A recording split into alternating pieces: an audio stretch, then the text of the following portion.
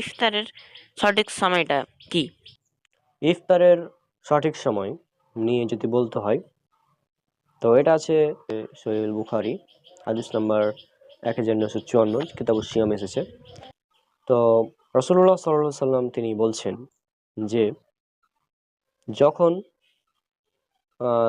রাত এদিক থেকে আসবে এবং দিন এদিক থেকে চলে যাবে এবং সূর্য যখন ডুবে যাবে তখন সায়েম ইফতার করবে। অর্থাৎ যে রোজাদার ব্যক্তি সে ইফতার করবে কখন? যখন সূর্য ডুবে যাবে, অর্থাৎ সূর্যাস্তের সাথে সাথে সে ইফতারটা করবে।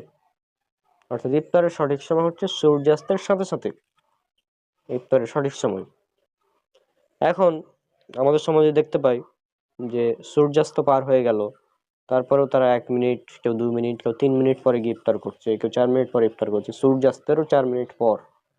হ্যাঁ, তারা বলছে যে হ্যাঁ দেখুন আমরা আসলে সতর্কতামূলকভাবে এই 3 মিনিট পরে ইফতার করি।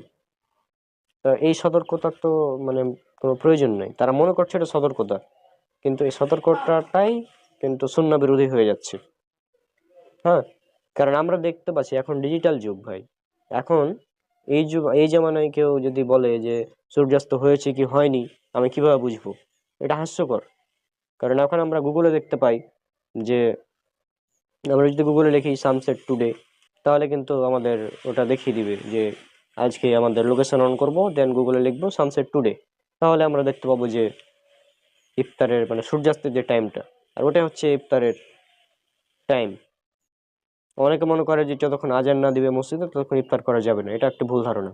আজানের সাথে ইফতারের কোনো সম্পর্ক নেই। হ্যাঁ, ইফতার হবে সূর্যাস্তের সাথে সাথে। আর এখন অনেকে বলতে পারে যে আপনি যে বললেন যে এই যে মোবাইলে সানসেট টুডে লিখে যে আমরা ইফতারের টাইম দেখে ইফতার করব, এইভাবে তো রাসূলুল্লাহ সাল্লাল্লাহু আলাইহি ওয়াসাল্লাম ইফতার করেননি, সাহাবীরা ইফতার করেনি, তার মানে এটা বিদআত। এই ধরনের প্রশ্ন অনেকে করেছে। তো আমি বলবো এটা একদম হাস্যকর প্রশ্ন ভাই, এটা হচ্ছে হাস্যকর। মানে যে বিদাতের জানে না তারা এই ধরনের কোশ্চেন গুলো করে। আর বিদাতের সংজ্ঞা নিয়ে যদি বলতে হয়, এটা উল্লেখ করা আছে সহিহ মুসলিমে হাদিস নাম্বার 1718, এবং ইসলামিক ফাউন্ডেশন সহিহ মুসলিম হাদিস নাম্বার 4343, 4344। এছাড়াও আরো অনেকগুলো হাদিসে এগুলো উল্লেখ করা আছে। তো এখানে যেটা বলা হচ্ছে, রাসূলুল্লাহ সাল্লাল্লাহু আলাইহি ওয়াসাল্লাম আম্মা জান আয়েশা রাদিয়াল্লাহু আনহা থেকে বর্ণিত, তিনি বলেছেন রাসূলুল্লাহ সাল্লাল্লাহু আলাইহি ওয়াসাল্লাম আমাদেরকে বলেছেন যে মান আমিলা আমালান লাইসা আলাইহি আমরুনা ফাহুয়া রাদ্দুন, কেউ যদি এমন কোনো আমল করে যা আমাদের দিনের মধ্যে নাই, তাহলে সেটা বাতিল, পরিত্যাজ্য, প্রত্যাখ্যাত, মানে সেটা হচ্ছে বিদআত, যেটা যে আমলটা আমাদের দিনের মধ্যে নেই। এখন আমরা কি মনে করছি যে মোবাইলে দেখে ইফতার করলে বিশেষ কোনো স্বভাব আছে? আমি মোবাইলে দেখে ইফতার করি আর সরাসরি সূর্যাস্ত দেখে ইফতার করি, বর্তমান জামানা অনুযায়ী একই বিষয়। সে সময় তো মোবাইল ছিল না, তাই না? তো সে সময় মানুষ মোবাইল ছিল না, সরাসরি সূর্যাস্ত দেখে ইফতার করতো। আর এখন আমাদের আধুনিক যুগ, আমরা দেখতে পাচ্ছি। তো এটা হচ্ছে যে ইফতারের একটা বিষয় যে ইবাদতের মধ্যে নতুন আবিষ্কার আর ইবাদতের জন্য নতুন আবিষ্কার, দুটা কিন্তু আলাদা বিষয়। এখন ইবাদতের মধ্যে নতুন আবিষ্কার, ইবাদতের মধ্যে, সেটা হচ্ছে নামাজ শেষ হয়ে গেল, নামাজের পর নতুনভাবে আমরা কোনো দোয়া চালু করলাম। আমরা যদি বলি যে ভাই ইফতারের আগে আপনারা কাজ করবেন, ইফতার যখন করবেন একটি আপনারা খেজুর মুখে নেবেন, তারপর সবাই হাত তুলে দোয়া করবেন একটি খেজুর মুখে নেওয়ার পর। হ্যাঁ, বা ইফতারের পরে যে দোয়াটা আছে, এই যে দোয়াটা আছে ইফতারের পরের, তা আমি যদি বলি যে আপনারা ইফতারের পরে যে দোয়াটা আছে, ইফতার যখন আমরা শেষ করে নিব, তো সবাই মিলে আমরা সম্মিলিতভাবে হাত তুলে দোয়া করব, এটা হবে বিদআত। কারণ আমি এটি ইবাদতের মধ্যে নতুন আবিষ্কার করছি। কিন্তু আমি যদি এখন বলি যে আজকে আমরা হচ্ছে এমন একটি মসজিদে ইফতার করব যেখানে টাইলস আছে, হ্যাঁ এসি আছে, এমন মসজিদে ইফতার করব, অর্থাৎ ইফতারের জন্য আমরা নতুন নতুন ব্যবস্থা করছি।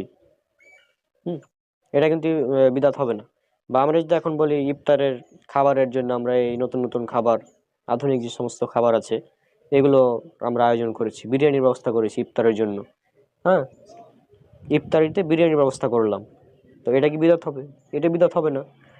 যারা এই ধরনের প্রশ্নগুলো করে যে সূর্যাস্তের টাইম মোবাইলে দেখে ইফতার করলে নাকি সেটা বিদাত হবে? এটা হাস্যকর প্রশ্ন। এই ধরনের আমার এক ফেসবুক পোস্টে একজন কমেন্ট করেছিল এই ধরনের, সেই জন্য অ্যান্সারটা দিলাম আর কি। এটা হচ্ছে মেন কথা, যে ইফতার আমাদের করতে হবে সূর্যাস্তের সাথে সাথে। আর রাসূল সাল্লাল্লাহু আলাইহি ওয়াসাল্লাম তিনি বলেছেন, এটা উল্লেখ করা আছে সহিহ বুখারী হাদিস নাম্বার 1957-তে, যে লোকেরা ততদিন পর্যন্ত কল্যাণের উপরে থাকবে যতদিন তারা দ্রুত ইফতার করবে। কারণ ইহুদি এবং খ্রিস্টান যারা আছে তারা দেরি করে ইফতার করে।